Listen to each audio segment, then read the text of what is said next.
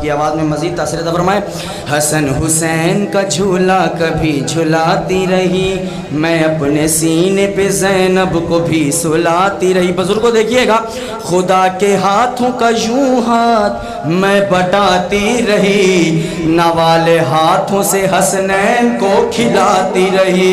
अब जिन बंदों के घर का चूल्हा अली बादशाह की नालैन के सदक़े में चलता है, वो बंदा हाथ उठाकर लई के रज़ा को सलाम नहीं करेगा, इमाम ज़माना को सलाम करेगा, मौला हुसैन की सरी को सलाम कर देना।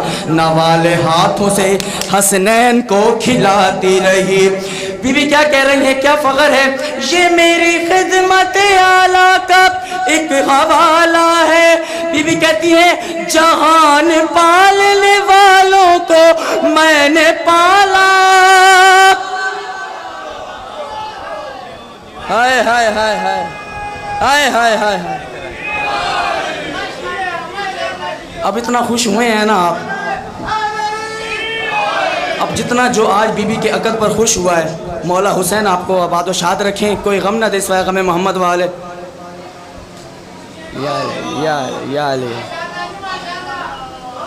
बहुत शुक्रिया, मौला हुसैन आपका आबाद व शाद रखे। बहुत शुक्रिया, बहुत शुक्रिया, बहुत शुक्रिया मौला हुसैन। मैं पेश कर देता हूँ सरकार, मैं नौकर हूँ आप